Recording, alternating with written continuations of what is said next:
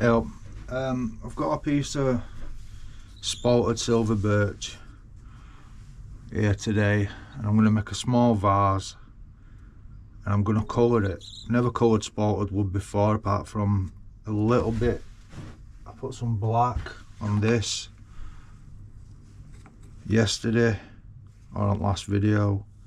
I burnished it in with a kitchen roll to dry it, and it took some colour out, but it went in at different shades on these different bits of punky wood and different colours. So I'm going to do this.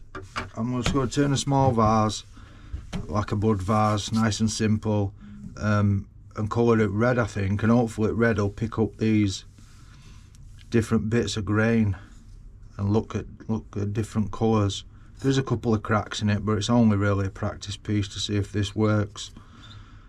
I'll get my face shield on and start turning.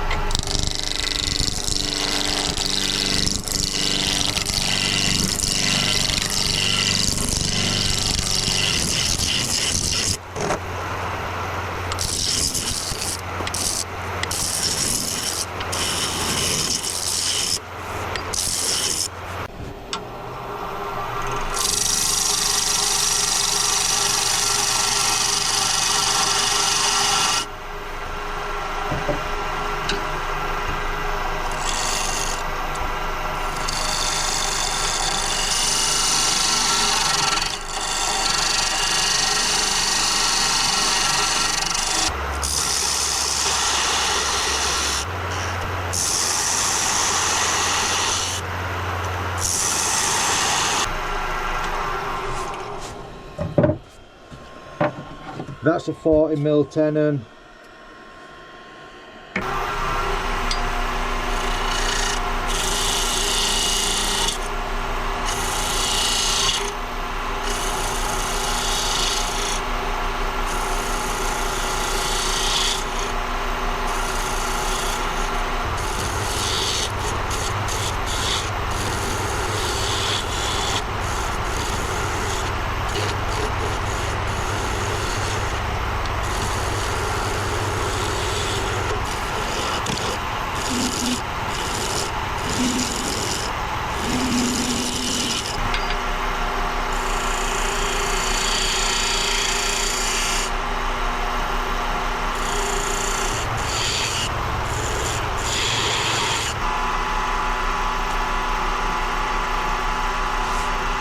I'll get some sanding done.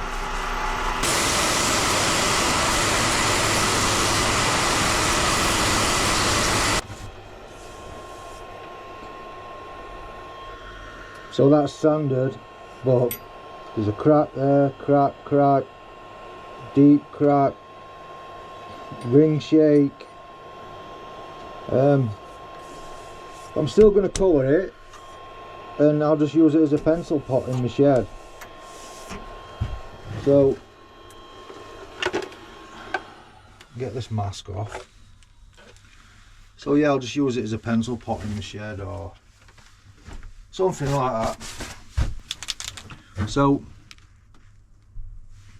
I've got one of Salisbury Crafts red, non-toxic, water-based coloured markers. I bought this from Threads and Timber. I'll leave a link down in description. These are actually refillable. You can buy 100ml refills. All you do is pop that end off and fill it.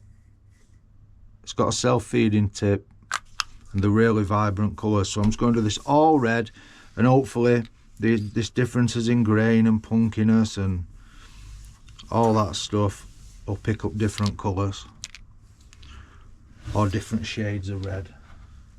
I'm going to turn my lathe down and do it while it's turning.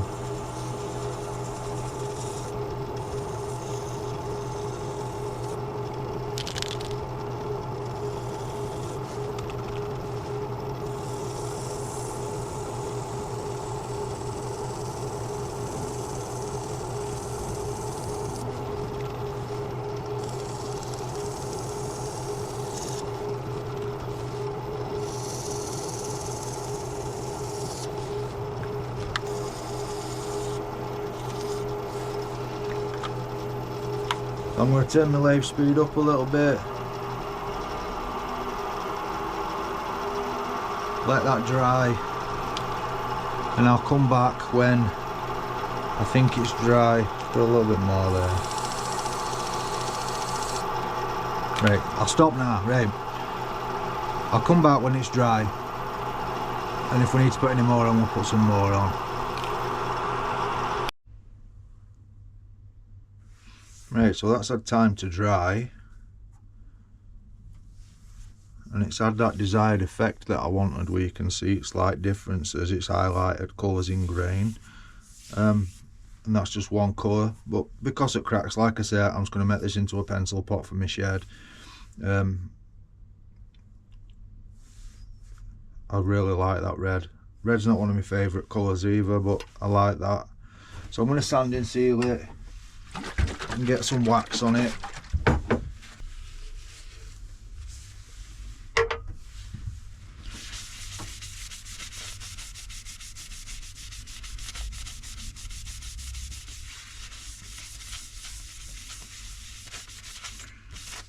And that red really popped with sanding sealer.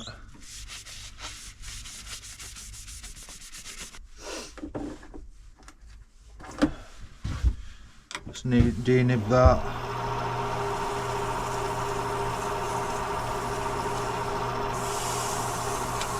These are equivalent to 1,000 grit. Some Hampshire sheen, eyegloss wax.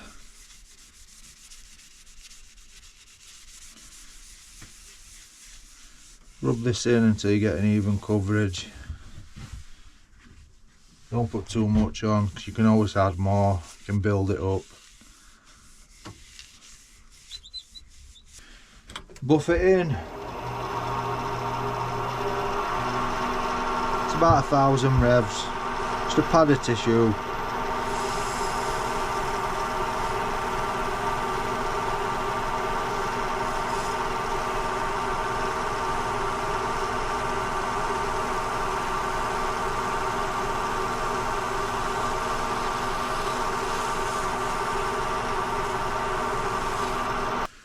And that's all buffed in.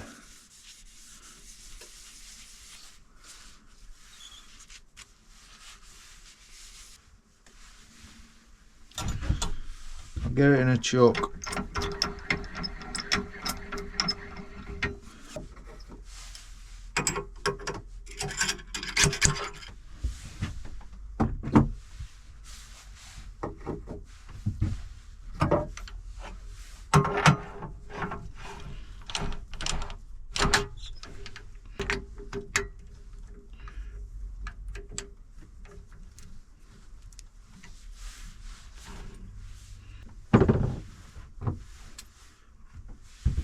I get my Jacob's chuck and a 40mm forcing a bit. That's where I'm looking for. Lathe's at 700.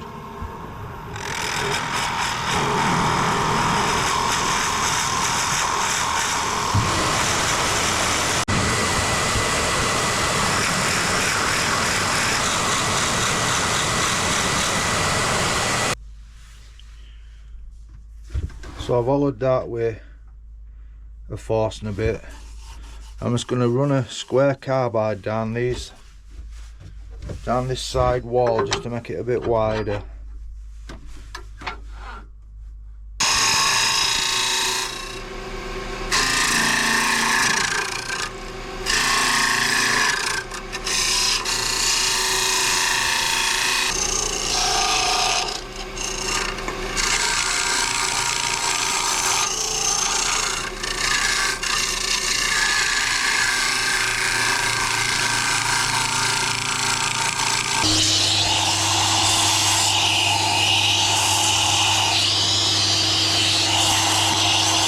For that, let's get my spindle gouge and just neaten this end up.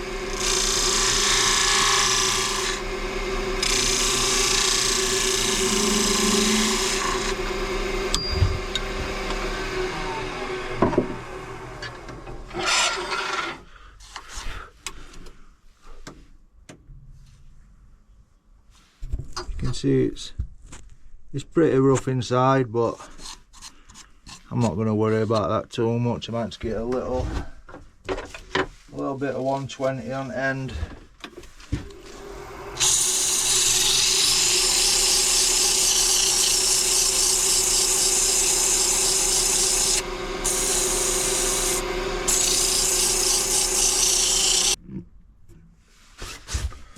I've just realised I didn't have my face shield on while I was doing that.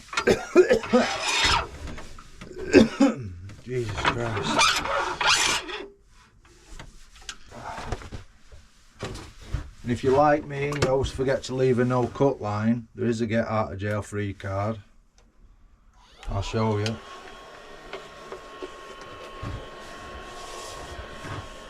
The benefit of using such a long tenon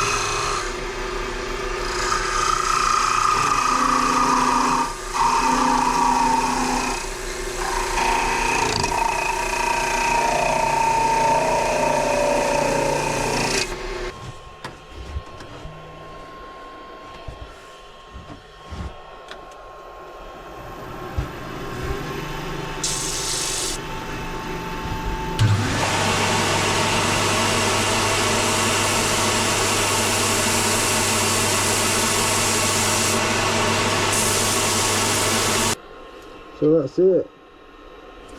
I'll take this off again. That's off. Right then, so that's it. A nice, easy turn. Crack, crack, crack, crack, crack. Loads of crack. Hope I don't get mugged by crackheads. That's Jason's red. Again, I'll put a link down to Threads and Timber where you can buy them. Which pens do I use most? Let's have a look.